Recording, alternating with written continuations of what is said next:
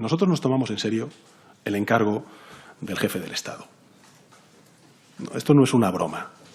No voy a una investidura postiza.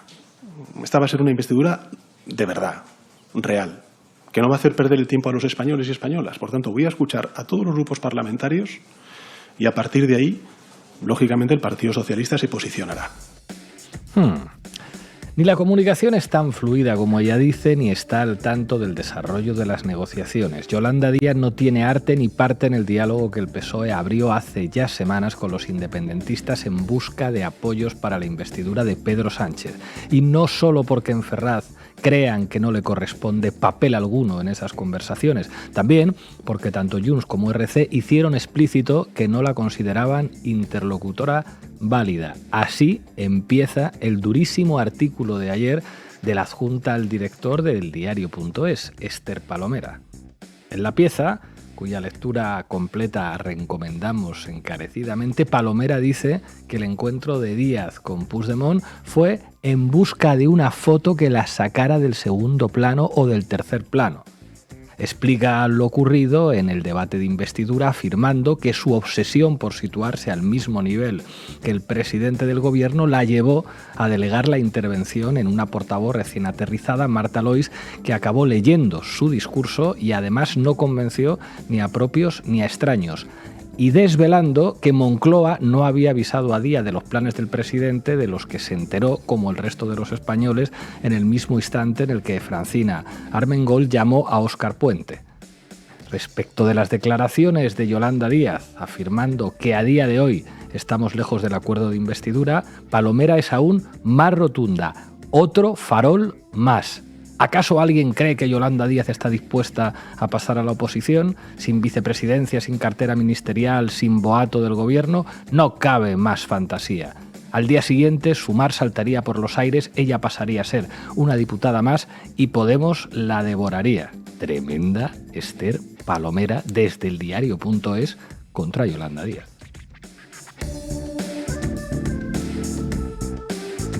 Por su parte, el programa de Antonio García Ferreras, Al Rojo Vivo, entrevistaba ayer a Marta Lois y sobreimponía en pantalla, justo debajo de la cara de la portavoz de Sumar, un rótulo que ni Lezaola se habría atrevido a poner nunca. Los grupos sobreactúan para subir su cotización.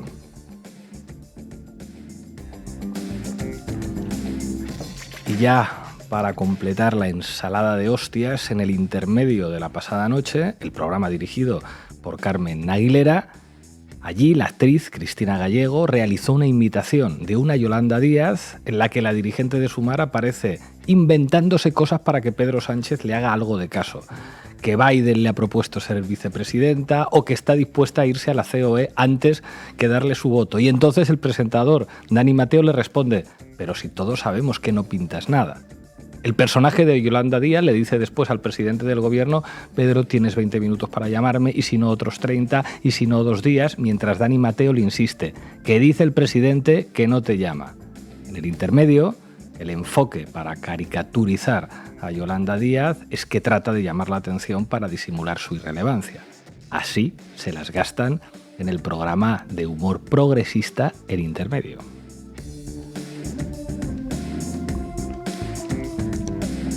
Haber situado el pánico ancestral a la extrema derecha como único tema de campaña del 23J y haber demonizado durante años el combate ideológico y la presión pública sobre el PSOE mediante el significante antipolítico del ruido deja prácticamente sin bazas de negociación a la izquierda y regala a Pedro Sánchez la mejor mano de la baraja que ha tenido nunca para hacer su voluntad.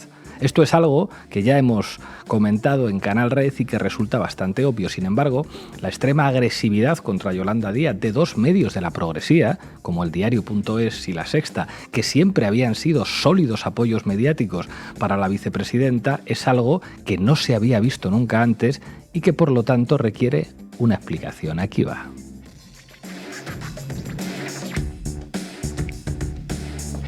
Las claves de este cambio radical de comportamiento son dos. En primer lugar, que nos hallamos en un momento decisivo en lo que al reparto de poder institucional se refiere. En nuestro sistema político no hay una votación en la que se concentre más asignación de poder efectivo que una votación de investidura a la presidencia del gobierno. Es la hora de la verdad y, como tal, es un momento en el que los diferentes actores políticos y mediáticos no pueden ocultar ya sus verdaderas intenciones porque hay demasiado en juego. Por eso Sumar filtraba este lunes al Periódico de España su petición de ministerios al PSOE mientras negaban en público que se esté hablando de tal cosa. Por eso Ernest Urtasun y Yolanda Díaz empiezan a ejercer presión pública sobre el PSOE cuando siempre han dicho que hacer eso es hacer ruido. Y por eso también el inédito giro de la progresía mediática. Porque, y este es el segundo hecho que tenemos que tener en cuenta, aunque el Diario.es y La Sexta o la cadena serie El País hayan impulsado a lo largo de estos últimos 2 años a la vicepresidenta y a su partido, la opción política de la progresía mediática no es Sumar. La opción política de la progresía mediática es el PSOE.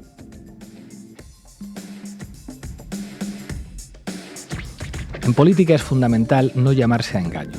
Es cierto que estos medios de comunicación y otros pueden utilizar de forma coyuntural a diversos actores de la izquierda política, Sumar, pero también Más Madrid, Compromís o incluso a veces Izquierda Unida, cuando comparten un objetivo común con ellos y también con el PSOE. Y qué duda cabe que debilitar a Podemos para sustituirlo por algo más fácilmente domesticable ha representado estos años ese objetivo común. Pero cuando llega la hora de la verdad, cuando llega el momento de repartir las cartas del poder, la progresía mediática no tiene ninguna duda respecto de cuál es su posición. Por eso, Esther Palomera cierra su pieza llamando zarandajas a la táctica comunicativa elegida por Yolanda Díaz esta semana. Por eso Ferreras la llama sobreactuación. Y por eso el PSOE puso en boca de la reportera de TV en el telediario de ayer que Yolanda Díaz está haciendo lo mismo que hacía Pablo Iglesias, decir en público lo contrario de lo que le ha dicho al rey, porque ni la progresía mediática ni el PSOE, como Roma en la frase apócrifa, pagan a traidores. Y cuando llega el momento decisivo, no conocen ni a su madre y no hacen prisioneros.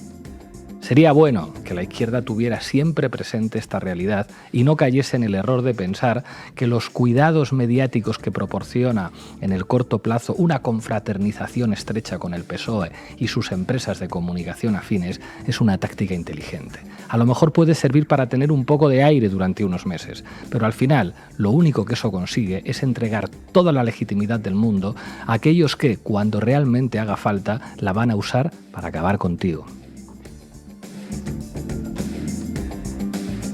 Bueno, esto decimos hoy en el editorial de Diario Red. Y hoy, en La Base, vamos a hablar de cuánta fuerza es necesaria para poder negociar en condiciones. Bienvenidas y bienvenidos a La Base. La Base, con Pablo Iglesias, Sara Serrano, Manu Levín e Ina Afinogénova.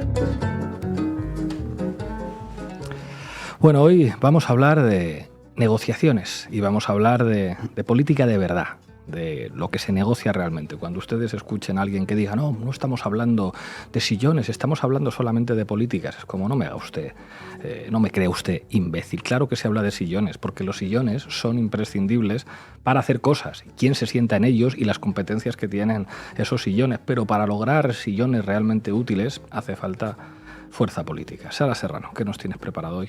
Bueno, pues como en los juegos infantiles de Busca las 7 diferencias, vamos a ver qué diferencias hay entre las negociaciones de 2019 y las que están teniendo lugar ahora. Manu Levín, supongo que te has divertido, ¿no?, haciendo la sección hoy.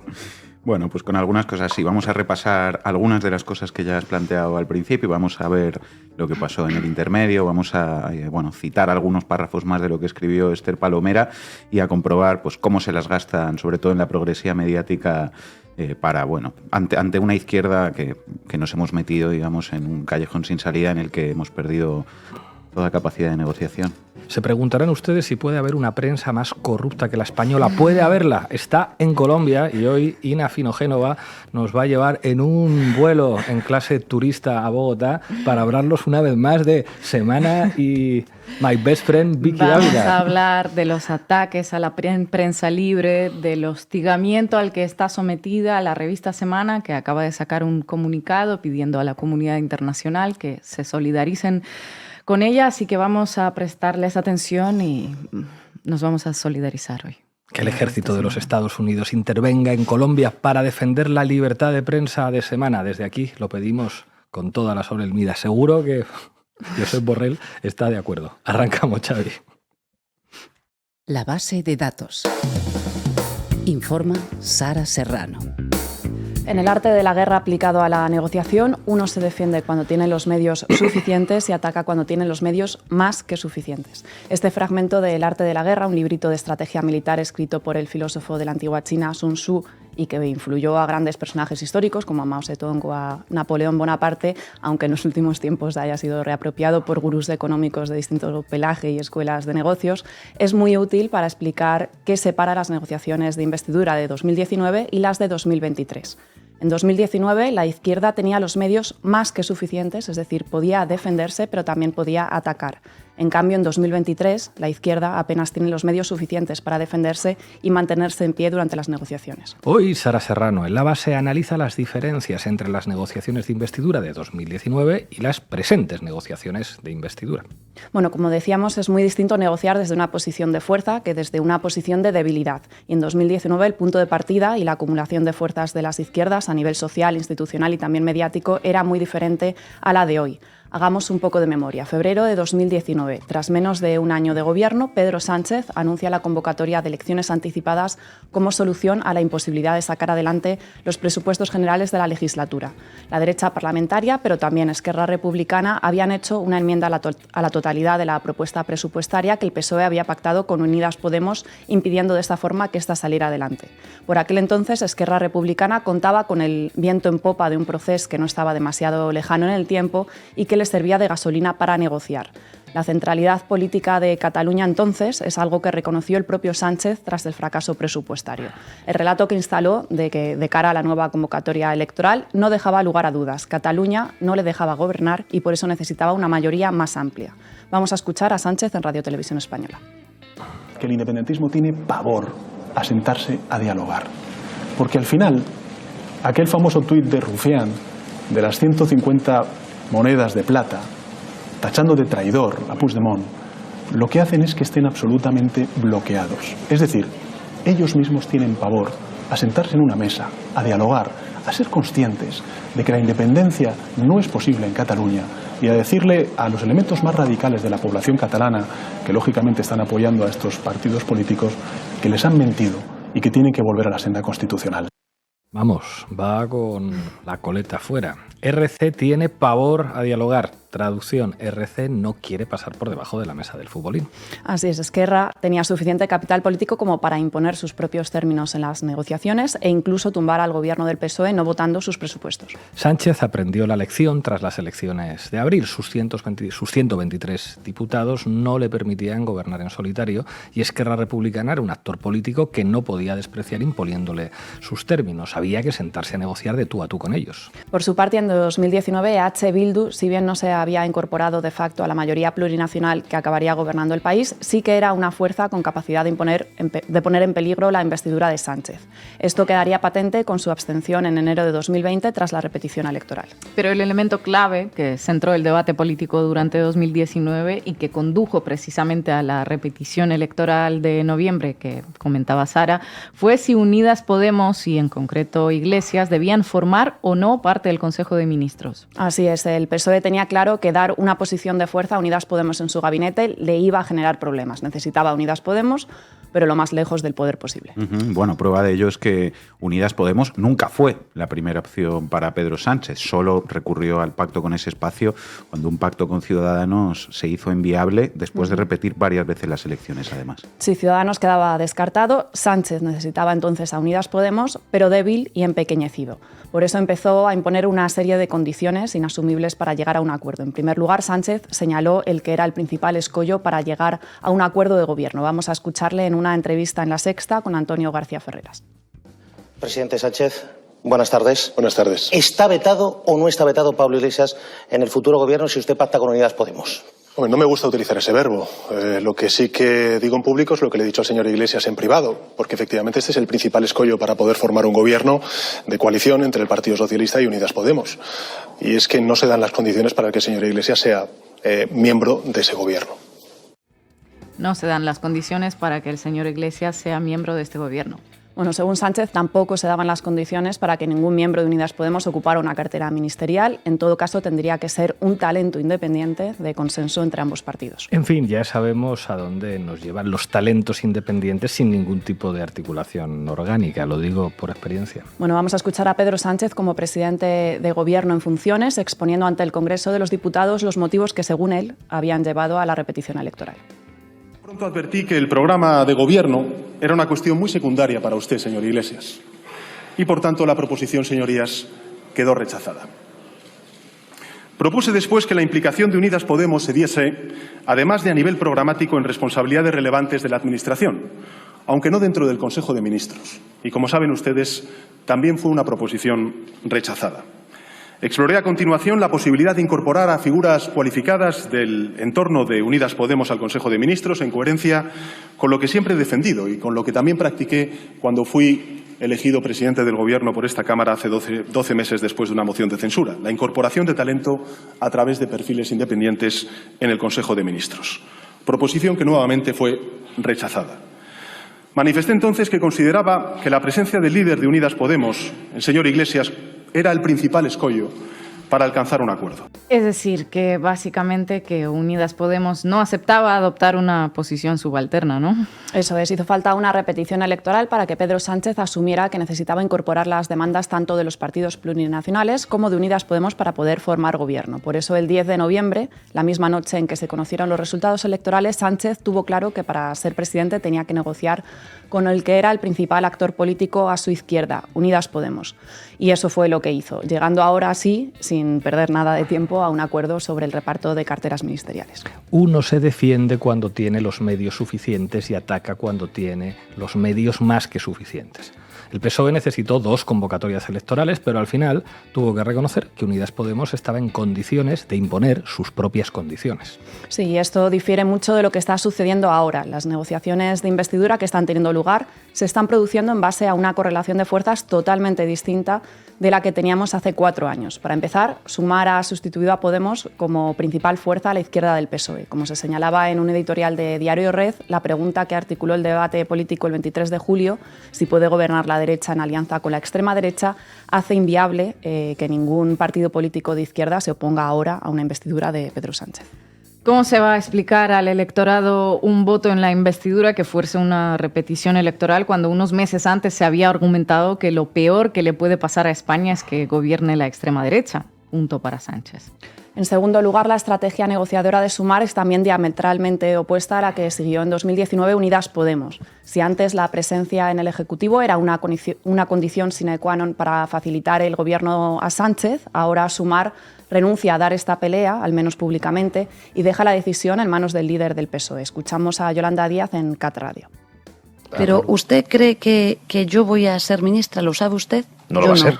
Yo no lo sé. Lo va a saber Pedro Sánchez. ¿No lo sabe? Yo, créame, que no negocio así y además me parece Pero incluso usted no descarta que no quedar fuera del gobierno. Y incluso creo que no. Yo creo que hay que respetar a los presidentes del gobierno. Y quiero hacer pedagogía con esto, porque le compete al presidente del gobierno, aunque sea una coalición progresista, hacer un diseño compartido de, después de tener un programa que no lo tenemos, aún estamos negociando con el Partido Socialista y aún estamos lejos de alcanzar este acuerdo.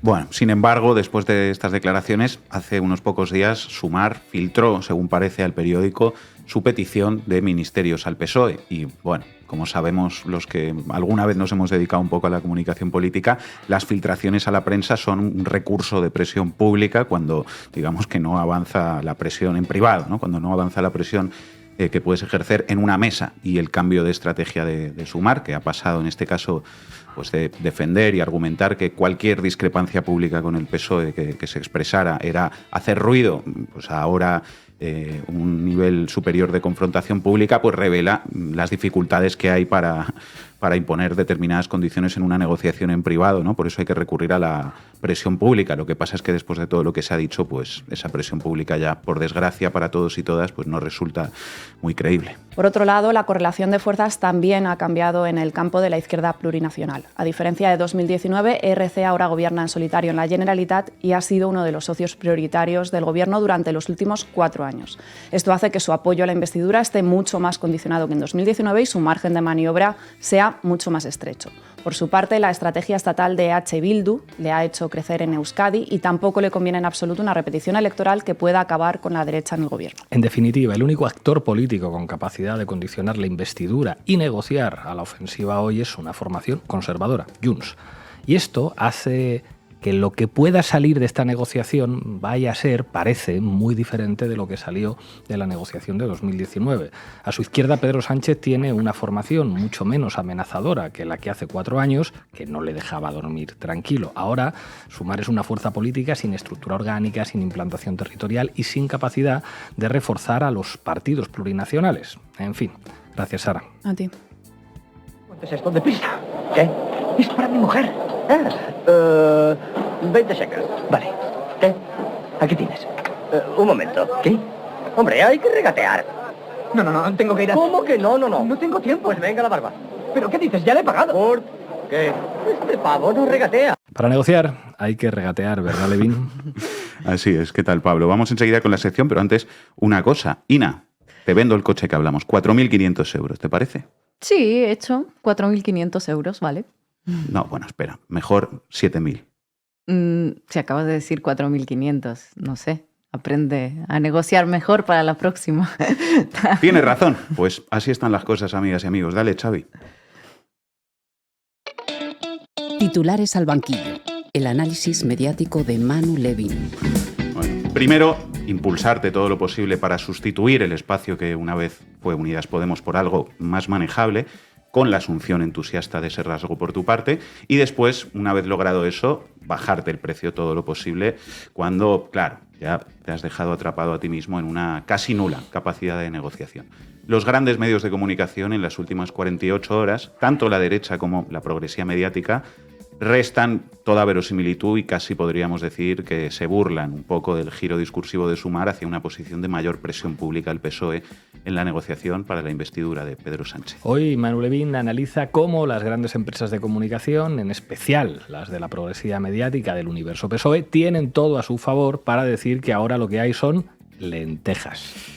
Empecemos por la derecha mediática. Es diario, el teatrillo de Sumar. Los 4 puntos que separan, entre comillas, a Yolanda Díaz de Sánchez. La vicepresidenta insiste en que todavía están lejos de un acuerdo. Nadie se lo cree. Lo que también quiso recalcar, después de todo el discurso de las diferencias, es que obviamente van a llegar a un acuerdo. En definitiva, todo un teatrillo con Sánchez y Díaz de protagonistas que este martes alza su telón con su reunión en el Congreso. Es un teatrillo todo, nadie se lo cree. La propia Díaz acabó diciendo que obviamente van a llegar a un acuerdo. Hombre, cuando uno viene de decir hace pocos días que los ministros que le corresponden los va a elegir Pedro Sánchez, pues después es un poco difícil echarse un farol y que resulte creíble. Ya, cuando el otro ya te ha visto todas las cartas que tienes, porque se las enseñaste tú, entre otras cosas, y encima son cartas bajas, pues lo del órdago se vuelve complicado. Más, la razón. Sumar había elevado sus críticas e incluso había amagado con el riesgo de la investidura. En Moncloa minimizan ese órdago de Díaz e incluso ironizan con la estrategia de presión ejercida por Sumar. Se ha hecho un poco un Pablo Iglesias, bromean, en referencia a los continuos avisos en público con los que entonces el líder morado tensaba la negociación con los socialistas en Moncloa. Fuentes gubernamentales reconocían que preferían empezar la negociación con los partidos independentistas antes que con su propia compañera de gobierno, al creer que la negociación era más fácil. Y acabamos escuchando resumir esta línea con su tradicional estilo chabacano a Ana Terradillos en Telecinco. La señora Yolanda Díaz cree que somos idiotas, pero ¿cómo puede decir 48 horas antes o 24 horas antes que todo está hecho y ayer poner en duda que haya, no sé, yo no sé si a veces nos toman por idiotas o tontos?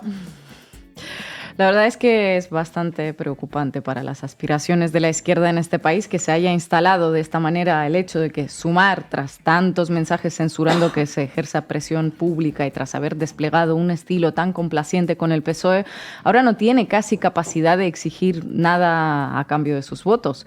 Lo peor que te puede pasar en política es no ser creíble.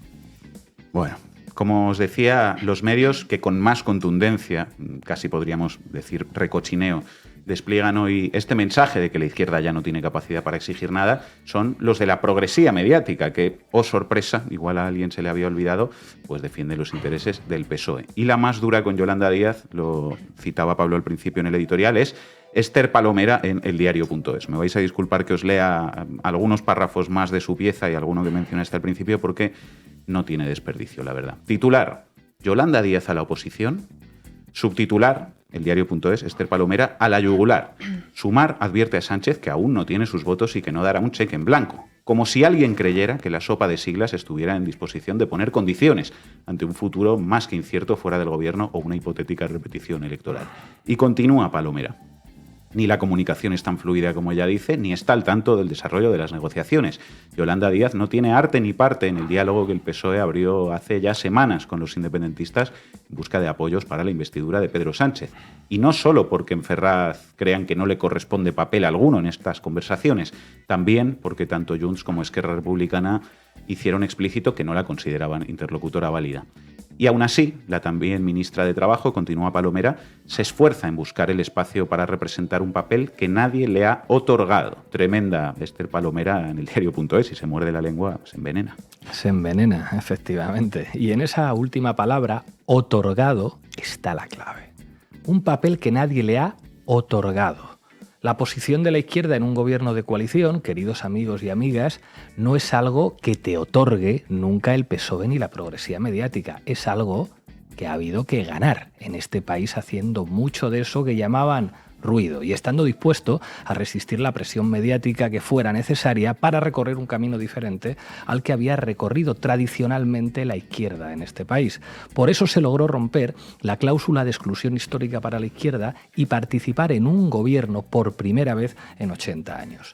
Si alguien pensaba que por ser muy simpático con el PSOE y por tomarse muchas copas con los periodistas de la progresía mediática, los medios para los que trabajan van a dejar de servir al PSOE para servirte a ti, y Pedro Sánchez te va a otorgar, como dice Palomera, un lugar decente en el gobierno, ahora puede leer eldiario.es y comprobar que se estaba equivocando. Las conquistas nunca te las otorga el adversario, se ganan con mucho, mucho, mucho ruido. Bueno, ahora parece que el único ruido que se escucha son las carcajadas del PSOE y las de Esther Palomera y compañía. Sigue Palomera en eldiario.es. Sumar amaga ahora con no apoyar la investidura de Sánchez. Ahora resulta que no será por el referéndum que reclama el independentismo, sino por las condiciones de Díaz, por lo que pueda descarrilar la investidura de Sánchez. Otro farol más. ¿Acaso alguien cree que Yolanda Díaz está dispuesta a pasar a la oposición? Dice Palomera. Sin vicepresidencia, sin cartera ministerial, sin el boato del gobierno. No cabe más fantasía. Al día siguiente Sumar saltaría por los aires. Ella pasaría a ser una diputada más y Podemos la devoraría. El propio Urtasun reconoce, de hecho, que en la coalición que lidera Yolanda Díaz no se plantean un escenario en el que voten en contra de Pedro Sánchez. Acabáramos. Solo avisan de que no pueden pedirles un cheque en blanco porque tienen 31 diputados, 4 menos que cuando se presentaron en 2019 como Unidas Podemos. Sin gobierno, continúa Palomera, no hay cohabitación posible entre tanta sigla mal avenida, ni vicepresidencia del gobierno, ni ministerios, ni secretarías de Estado, ni jefes de gabinete. La alternativa es la irrelevancia y lo saben. Nos toman por idiotas y hay veces que nos lo merecemos con tanta complacencia. ¿O es que creemos que Sumar y Yolanda Díaz están dispuestos a cargar con la responsabilidad de una repetición electoral? Solo son zarandajas, concluye Palomera. Solo son zarandajas. Quedaba bastante claro, leyendo a Palomera, que vuelve, y con un lenguaje bastante cruel además, la ofensiva de la progresía mediática contra la izquierda, como ya sucedió en 2019 durante las negociaciones entre el PSOE y Unidas Podemos. Con una diferencia sustancial en este caso. En 2019 la posición de Podemos, planteando que no aceptaría algo diferente a estar en el gobierno con varios ministerios, sí era creíble. De hecho, hubo 2 repeticiones electorales que pusieron a prueba la verosimilitud de ese planteamiento, pero ahora, sin embargo, parece que nadie ve que Sumar, después de todo lo que ha dicho, esté dispuesto a dar una pelea con el PSOE. Más de la progresía mediática. El plural de Angélica Rubio, recordemos, ex empleada de comunicación que trabajaba para el PSOE. ¿Qué le pasa a Yolanda Díaz? De asegurar que habrá una investidura próximamente, a comunicar al rey que Sumar está muy lejos de alcanzar un acuerdo con el PSOE para un gobierno de coalición. El discurso cambiaba, el tono duro contra el PSOE subía y las caras serias se volvían la tónica.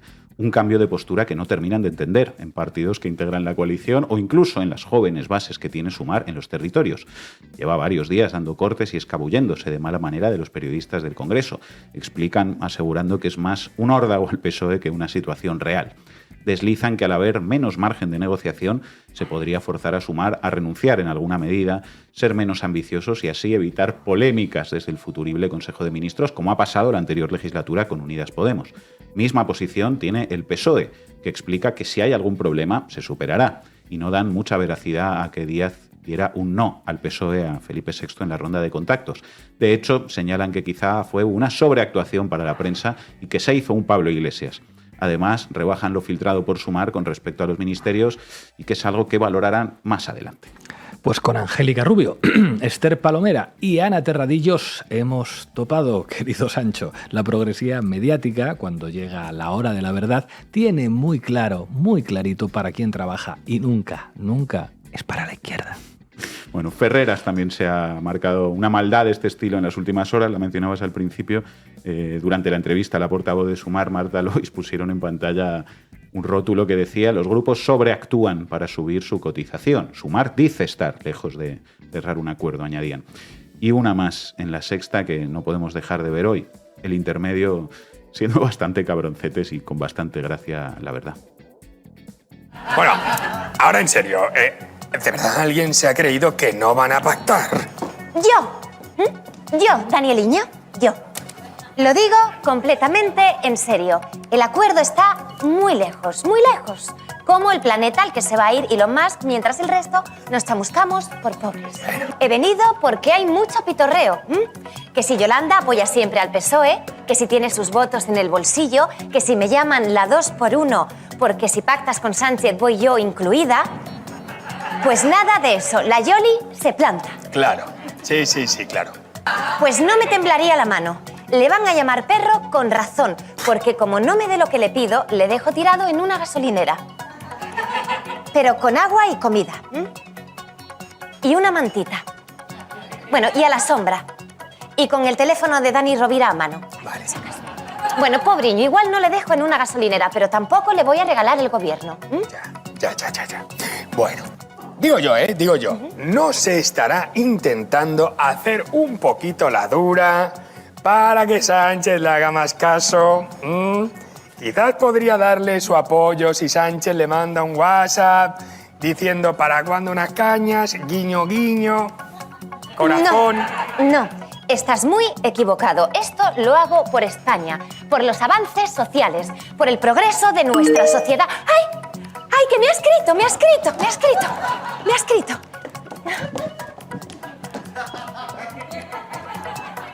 Sandra, el móvil que ha sonado es el tuyo. Es el mío.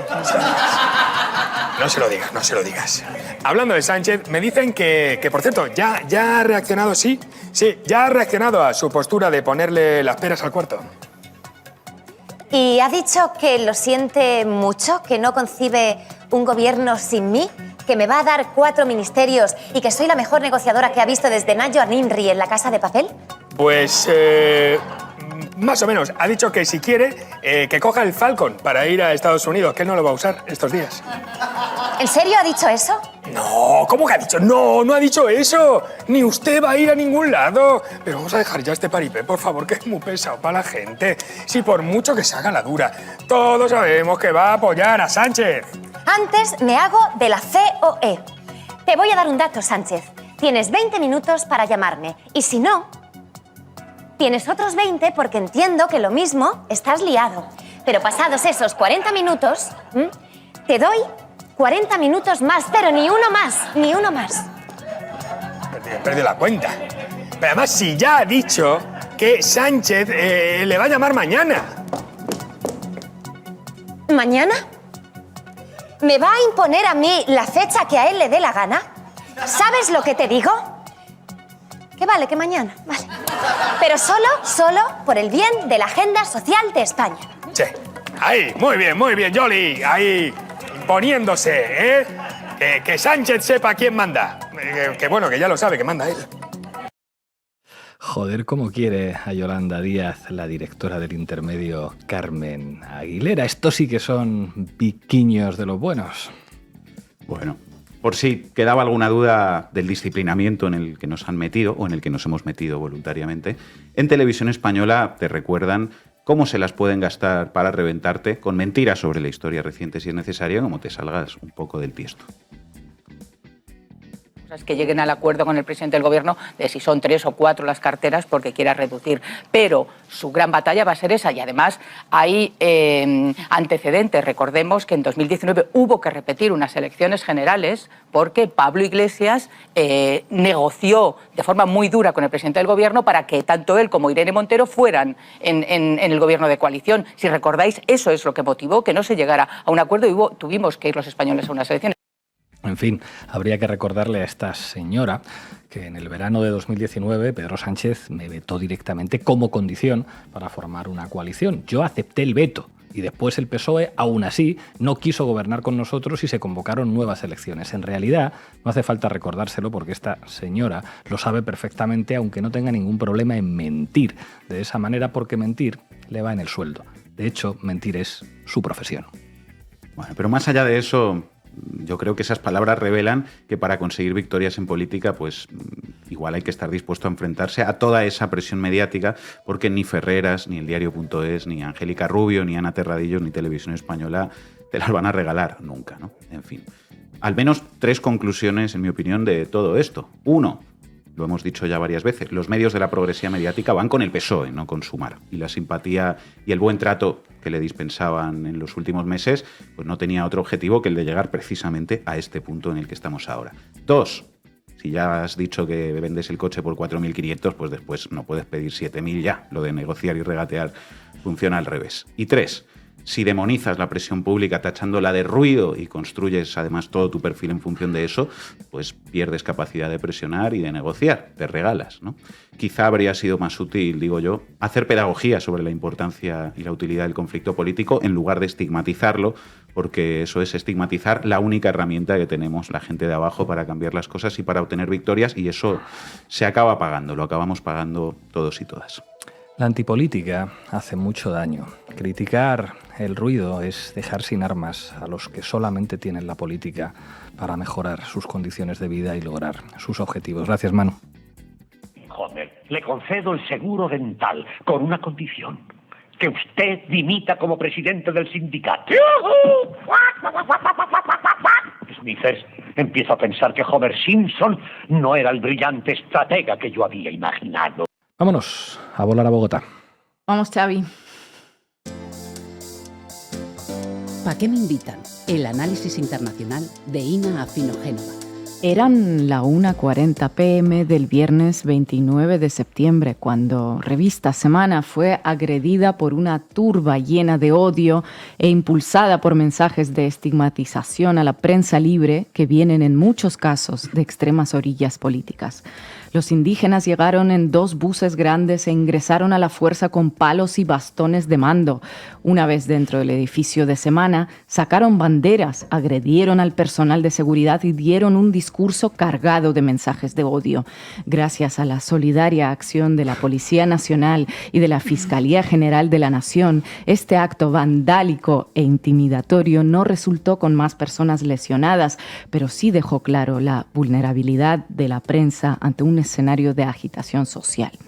Así es como la revista colombiana Semana describe en su web un plantón que le hizo un grupo de personas de los pueblos Misac, Nasa y Pijao en su sede, en un exclusivo barrio al norte de Bogotá. La verdad es que epítetos no le faltan a la redacción de Semana. Pareciera que los pueblos Misac, Nasa y Pijao se inspiraron en la toma bolchevique del Palacio de Invierno. La minga indígena llegó el pasado viernes a la capital colombiana de distintos departamentos del país para participar en unas movilizaciones en apoyo a las reformas planteadas por el gobierno de Gustavo Petro, que justo se celebran hoy. Y se ve que algunos representantes de movimientos indígenas decidieron aprovechar su visita para pasarse por el edificio de la publicación colombiana, de la que tanto hemos hablado en este programa, para agradecerles el buen trabajo, el rigor, la ética periodística y todo eso que le caracteriza. Vicky Dávila, deje de mentirle al pueblo, repetía el colectivo antes de entrar a la recepción de la redacción, manifestación. Una vez en el vestíbulo, se manifestaron en contra de lo que denominaron medios perversos y tendenciosos, de la desinformación, en contra de las empresas privadas que imponen una línea editorial a todo un sinfín de canales, periódicos y revistas de Colombia, una línea editorial que podemos intuir que no coincide mucho, que digamos, con los intereses de los pueblos indígenas ni del campesinado. Bueno, todo eso fueron a denunciar. Irrumpieron sin autorización y, según señaló la nota de la revista Semana, rompieron vidrios y agredieron a uno de los vigilantes. Las crónicas épicas sobre el tremendo asalto no tardaron en multiplicarse en los medios de comunicación, igual que las condenas a ese ataque contra la libertad de prensa desde el corporativismo, que de hecho también fue calificado de opinadero perverso bogotano. Una atención, porque Vicky Dávila llegó a difundir un comunicado en sus redes sociales solicitando a la comunidad internacional que observe lo que sucede en Colombia con el hostigamiento permanente a los periodistas y cómo ese hostigamiento se promueve además con el aval del presidente. Bueno, pues como comunidad internacional vuestra que soy, os propongo que hoy en La Base veamos algunos episodios de ese hostigamiento permanente a la prensa libre de Colombia, encarnada por la inefable revista Semana. Vamos, primero la cronología que construyó de lo sucedido la propia víctima del asalto, la redacción de Semana, gracias a los vídeos de las cámaras de seguridad. Dentro vídeo. En el que la minga indígena llega a las instalaciones de Semana. Las cámaras de seguridad dentro de las instalaciones del edificio dejan ver a uno de los líderes indígenas impidiendo que las puertas se cierren, rompiendo una de ellas.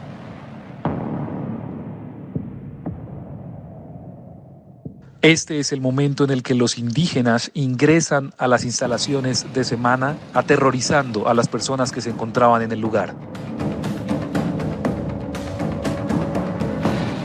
El guarda de seguridad intenta detener al grupo indígena y, pese a esto, termina siendo golpeado por ellos mismos.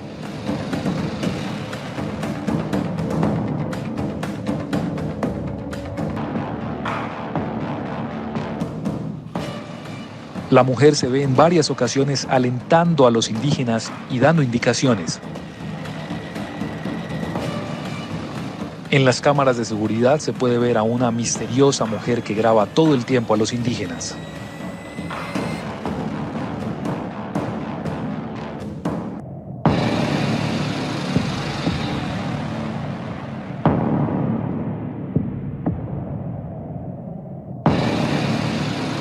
Uno de los líderes decide subirse a los torniquetes de ingreso para alentar a los indígenas.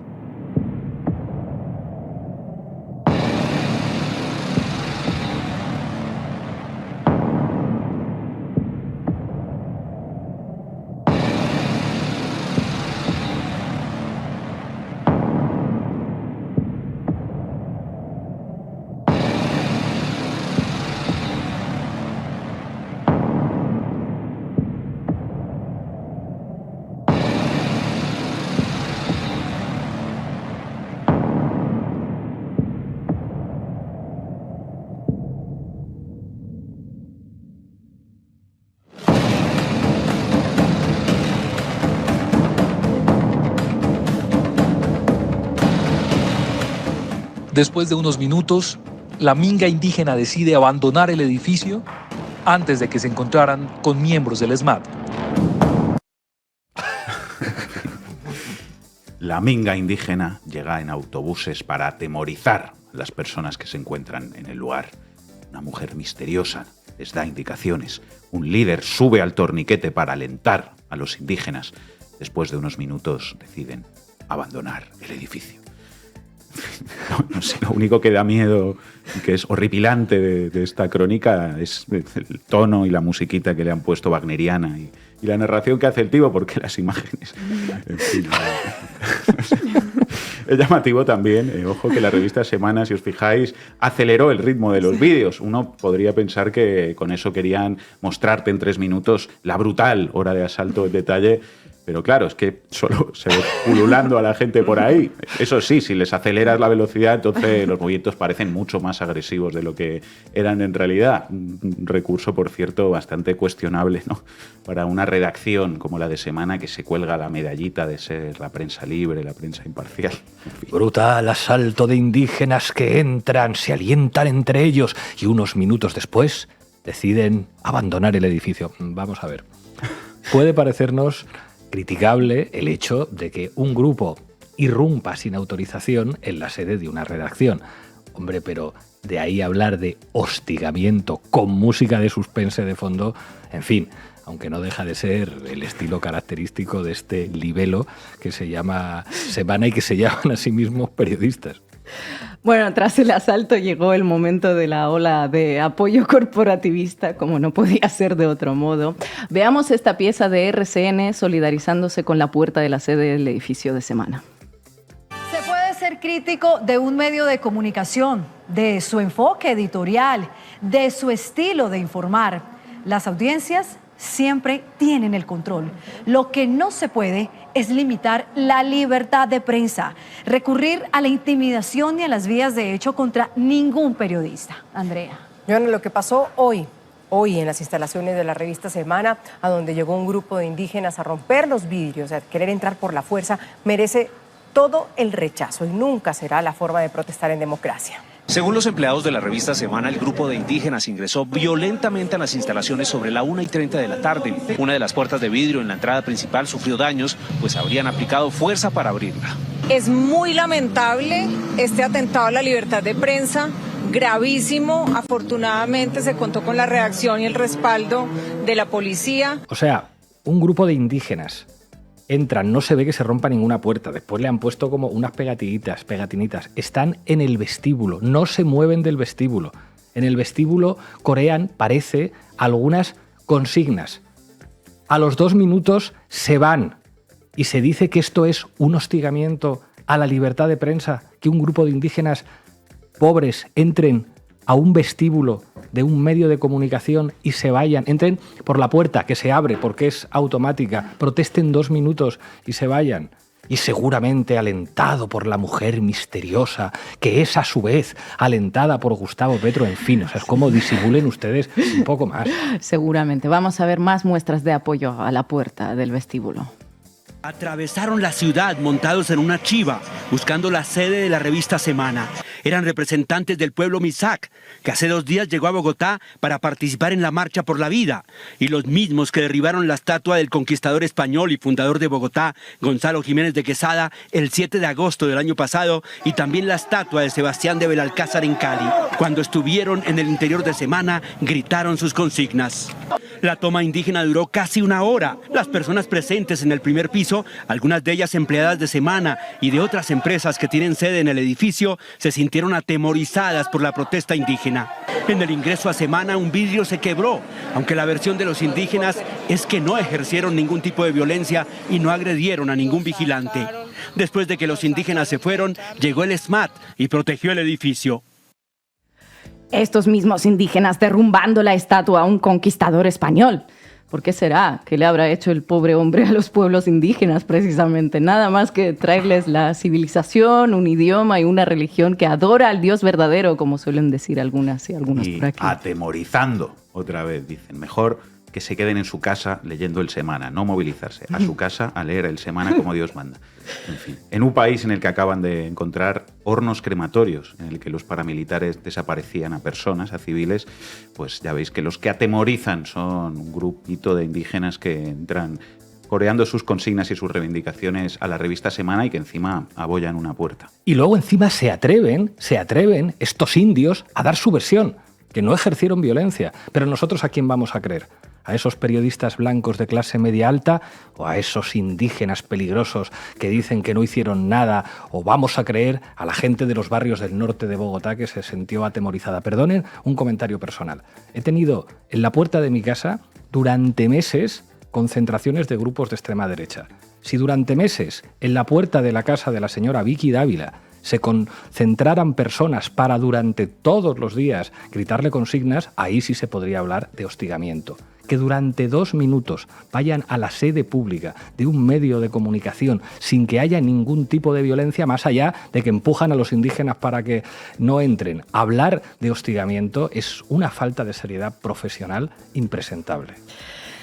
En fin, no ponemos en duda los testimonios de la gente de bien del edificio, pero vamos a ver por qué se sintieron atemorizados. Un último corte de un vídeo sin edición, sin comentarios periodísticos apocalípticos, sin ritmo acelerado, de lo que pasó en esa sede.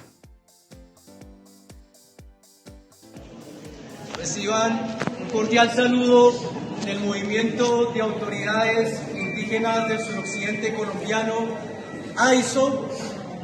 Les saludan 52 autoridades de 8 departamentos de Colombia, donde integra el pueblo Nasa, el pueblo Pijao y el pueblo Misak en Colombia.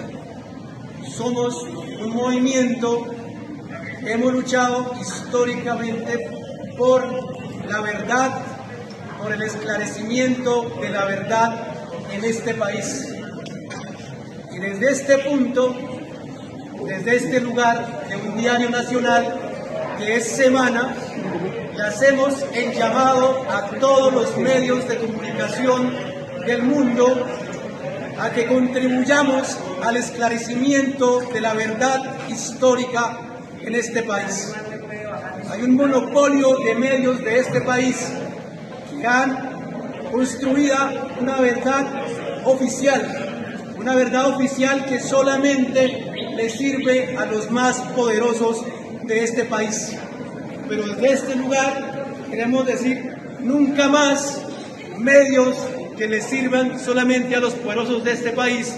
Hacemos el llamado a que contribuyamos a la construcción también de memoria, porque también los medios han invisibilizado la memoria de los pueblos originarios de este país, de los campesinos, de los procesos sociales, del movimiento estudiantil, de los sindicatos y de todos los procesos que construimos paz. Esta gente está reivindicando su derecho a una información veraz y están pidiendo que, como pueblos originarios, los medios no les invisibilicen. Turba, llena de odio, dice la revista Semana sobre esta gente. Gravísimo ataque a la libertad de prensa, repiten desde las cloacas mediáticas de Colombia. Toda nuestra solidaridad con Semana y con esos medios amedrentados por estos mensajes de odios de estos salvajes que seguramente querrían cortarles la cabellera. Menos mal que llegaron los antidisturbios, porque no se sabe de qué serían capaces estos salvajes pieles rojas. Y ahora en serio, en Canal Red no apoyamos ningún tipo de violencia ni intimidación contra nadie, por más que el ejercicio periodístico de la revista Semana y Vicky Dávila nos parezca deshonesto. Jamás aplaudiríamos ningún ataque en su contra, y menos en un país que aboga por la paz total luego de décadas de conflicto armado. Pero es que no se trata de eso, se trata de que tanto la revista Semana como el resto de los grandes medios de ese país llevan décadas distorsionando los hechos hasta crear una Colombia al revés. En esa Colombia al revés, una puerta rota y el mobiliario urbano estropeado durante un paro nacional merecen más reportajes periodísticos que gente invisibilizada a lo largo de décadas, desaparecida, golpeada o asesinada por la policía durante las protestas. Un grupo de indígenas que dan un discurso sobre el poder mediático corrupto es una turba llena de odio, y el SMAT, los antidisturbios que dejaron sin ojos a centenares de personas durante el paro nacional hace tan solo 2 años, son los que acuden para proteger a la puerta rota y ya si eso a ti de esos vándalos. Lo que hace la revista Semana en Colombia al revés es periodismo, y cualquier reproche a su manipulación sistemática es hostigamiento y ataques a la libertad de prensa. Y han estado así décadas, creando y vendiendo su universo distorsionado como si fuera la realidad de Colombia, mientras se asesinaba a líderes sociales, a campesinos para presentarlos como guerrilleros caídos en combate a cambio de premios, mientras se aprobaban reformas antipopulares y se reprimía con balas de goma a estudiantes que protestasen en su contra. Cuando todo eso sucedía desde Colombia al revés, y la revista Semana, se hablaba de los escaparates que esos estudiantes rompían. Por todo eso, una ya no sabe qué es más violento, si ir a la puerta de Semana a protestar o el ejercicio periodístico de la revista Semana. Gracias, compañera. Estamos aquí indígenas en una apuesta de poder seguir fortaleciendo el trabajo de las comunidades en rechazo a las violencias que están dando en los territorios y sobre todo apostando a la reforma. Hoy nos acompaña Jonathan Martínez. Jonathan, muchísimas gracias por atender una vez más a La Base. ¿Qué tal? Gracias a vosotros. ¿Cómo estás viendo las opciones negociadoras de la izquierda en el contexto actual? Bueno, creo que esta negociación política parte de la dificultad de conciliar al menos tres espacios heterogéneos. El espacio del independentismo catalán, el espacio del soberanismo vasco y el espacio de la izquierda de ámbito estatal.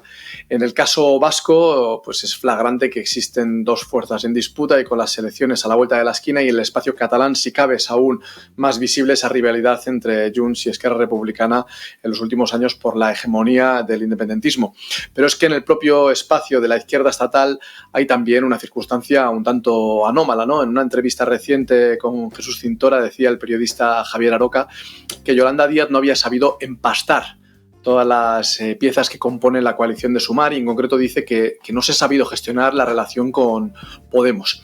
Y creo que las relaciones internas han sido siempre difíciles en la historia de la izquierda, esta ha sido una constante, pero visto con perspectiva y con todo el respeto a las fuerzas que integran Sumar, hay elementos que llaman la atención, ¿no? En 2016 recuerdo que Íñigo Errejón defendía que Podemos no debía formar una unidad política con Izquierda Unida, y hoy vemos que están en una misma coalición, Más Madrid, Izquierda Unida, unidos, y es Podemos quien parece que se queda con un pie fuera, y esas desavenencias que son conocidas por el Partido Socialista y por sus extremidades mediáticas están siendo aprovechadas. Ellos entienden que el espacio de Sumar se ha impuesto las posiciones más posibilistas, y no es extraño también que en este contexto pues, el Partido Socialista aproveche las circunstancias para reforzar su posición negociadora. Yo te quería preguntar en qué lugar deja esta nueva investidura de Sánchez a Bildu en Euskadi. Bueno, hay varias terminales o varias derivadas. El caso vasco me parece que no es el caso de la Comunidad Autónoma Vasca, creo que no es el más significativo, porque el Partido Nacionalista Vasco y el Partido Socialista de Euskadi forman una unidad de facto, y en el caso de que en las próximas elecciones, que puede ocurrir, estos dos partidos pierdan la mayoría, será bastante previsible que el Partido Popular se sume para dar estabilidad presupuestaria y parlamentaria a una política de continuidad que no camina precisamente por el lado más progresista. Hay otra derivada que sí es interesante, que es la cuestión navarra, y es que eso que se ha llamado durante mucho tiempo el gobierno progresista en España tiene un reflejo en las instituciones navarras, al menos en el gobierno de Chivite, donde Euskal Herria Bildu ha prestado un apoyo externo en clave de país, entendiendo que era una forma de poner un freno a los avances de la derecha, de la extrema derecha, y a muchos años de gobierno de UPN. Ahora mismo el Partido Popular y UPN están atizando el miedo a que se conforme una gran coalición para desalojar a UPN de la alcaldía de Iruña. Y yo creo que estos pequeños elementos van trenzando la política de alianzas, tanto desde el ámbito vasco, desde el ámbito propiamente vasco y propiamente de la Comunidad Foral de Navarra, pero también en lo que pueda ocurrir en los próximos meses en la investidura y en la estabilidad de la legislatura. ¿Qué tal, Jonathan? ¿Cómo estás? Intentando como imaginar un poco hacia adelante cómo puede culminar todo esto, te pregunto tu opinión, ¿qué tipo de gobierno de coalición crees que podemos acabar viendo próximamente con las señales que hay hoy? No lo sé, y creo que podemos hacer muchas futurología y especulaciones, pero sí he leído un tuit de Yolanda Díaz en el que reclama un gobierno que reduzca la jornada laboral, dice, y suba salarios y aborde el problema de la vivienda. Es decir, parece que está sugiriendo una continuidad del Ministerio de Trabajo, y no puede decirse lo mismo, o al menos así se intuye, de los ministerios de Consumo y de Igualdad. Yo creo que hay una cuestión en el momento en el que hablamos de negociaciones políticas, y es que se negocia, por una parte, políticas concretas y leyes concretas, y por otra parte se negocia quién llevará a cabo esas leyes, es decir, quién ocupa lugares en los ministerios y qué capacidad tienen esos ministerios, esas carteras de incidencia en la sociedad, porque los ministerios pueden ser divisibles y subdivisibles de muchas formas, y eso tiene que ver con la fuerza negociadora de cada opción política. Creo que todo el mundo tiene claro que Junts, por ejemplo, ha quedado en una posición de debilidad y de fuerza, de debilidad, porque en parte es peligroso pasar a la historia como alguien que dio una segunda oportunidad al Partido Popular y a la extrema derecha, pero tiene una posición de fuerza desde el momento en el que han lanzado un órdago y están dispuestos, parece, a mantenerlo, incluso reculando en lo que sea necesario. ¿Alguien cree que el Partido Socialista hubiera permitido las lenguas cooficiales en el Congreso, algo que antes de ayer era un problema y ahora no lo es, si no hubiera sido porque ha sido una petición expresa de los grupos vascos, catalanes y gallegos en el Congreso? Yo no lo creo. ¿Alguien cree que la derecha se estaría manifestando en contra de la amnistía si Junts no lo hubiera llevado en su propio programa político? Yo desde luego no lo creo. Y aquí el gobierno que vaya a surgir tiene que ver la capacidad de los grupos políticos de plantear propuestas que sean realistas, pero que sean efectivamente de acuerdo a sus programas, porque el gobierno que salga de aquí tendrá que ser una mezcla de todos los programas y no, desde luego, tendrá que ser un gobierno guiado por el programa del Partido Socialista y algunas modificaciones externas, porque los números, por mucho que la dinámica bipartidista nos haga creer que el Partido Socialista ha ganado de alguna forma las elecciones o al menos se ha impuesto a Feijóo, la realidad es que lo que ha ganado es una suma heterogénea de partidos plurinacionales y el gobierno que salga de ahí tendrá que ser una suma también sopesada de sus programas políticos, de los respectivos programas políticos. Desde luego el centro no va a estar ni puede estar nunca en la sede de Ferraz. ¿Qué tal, Jonathan? Aquí estamos todos hablando del gobierno, dando por hecho que se va a formar. En tu opinión, ¿es descartable ya del todo la repetición de elecciones? Yo he pronosticado, y me puedo equivocar, pero creo que la dinámica parlamentaria y la aritmética del Congreso de los Diputados nos dice que lo más lógico es que todos los partidos lleguen a un acuerdo, al menos para la investidura. No lo sé si esto supone que los partidos son capaces de llegar a una estabilidad que dé continuidad a la legislatura. También puede ser que vayamos a prórrogas presupuestarias, una legislatura difícil, aunque Sánchez esté hablando ya de estabilidad para 4 años. Pero creo que hay una cuestión, y es que se nos olvida que es un pequeño recorrido histórico de por qué existe este gobierno, algo que antes parecía imposible, ¿no? Hay que recordar que Pedro Sánchez hizo todo lo posible, incluso hasta forzar una repetición electoral, para que ningún miembro de Podemos accediera al gobierno. Es decir, que el Partido Socialista ha estado dispuesto y estará dispuesto en un momento dado a forzar esa repetición electoral porque ve que los números le son favorables y porque así puede dejar a sus adversarios como responsables o culpables del fracaso de un acuerdo de gobierno o del hipotético fracaso de un acuerdo de gobierno. ¿Por qué eso cambió?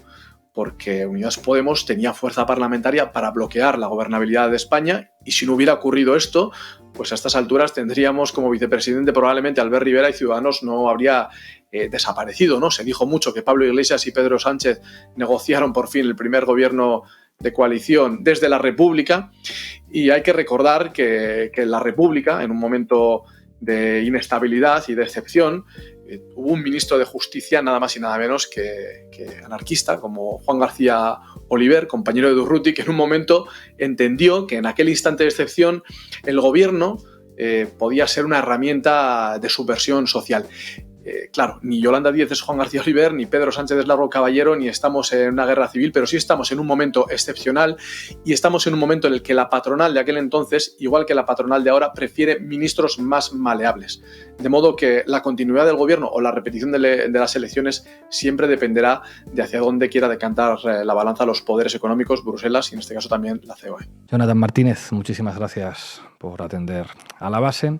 Llegamos al final. Hay quien tenía miedo de no dormir por las noches y hay quien tenía miedo a un planeta mazorca. Terminamos con los chicos del maíz. Hasta mañana.